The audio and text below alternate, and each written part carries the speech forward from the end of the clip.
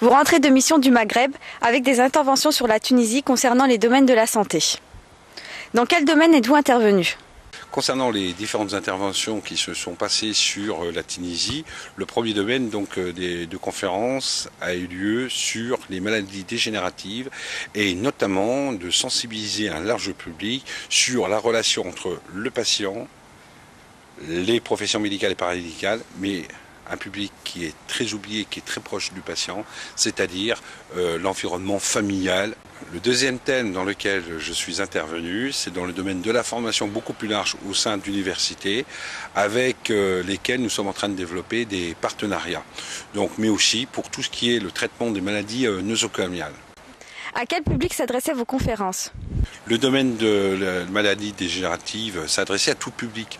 Donc, nous avons eu des professeurs, nous avons eu des médecins, nous avons eu des publics étudiants en médecine, en profession paramédicale, nous avons eu des kinés, donc des professions paramédicales, et également un tout public, je veux dire un large public néophyte qui ne connaissait pas, qui voulait s'informer sur les problématiques de ces maladies dégénératives. Pourquoi une telle démarche ? Le but de cette démarche, c'est de pouvoir contacter un large public, parce que tout le monde s'imagine qu'il n'y a qu'en France ou en Europe que les maladies dégénératives sont là et qu'il n'y a que dans ces pays-là on peut faire de la formation. Il y a une énorme demande dans ces pays, notamment au niveau du Maghreb, parce que ce sont des pays qui sont émergents, comme on l'appelle, et dans lesquels, aussi sont touchés énormément par ces problèmes de maladies dégénératives, mais aussi par la volonté de vouloir créer une économie de marché en passant par la formation. Donc voilà les interventions. Quels vont être les objectifs à venir ?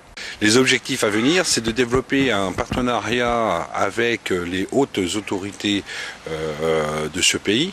Et au Maghreb, on intervient également sur l'Algérie, de telle sorte qu'on puisse mettre en place un programme de formation, mais également dans les hôpitaux, dans les universités, de parler des problématiques de la santé en général et de tout ce qui va autour avec la communication, donc pour les professions médicales et paramédicales, pour pouvoir mettre en place un programme qui permette justement de développer cette activité économique.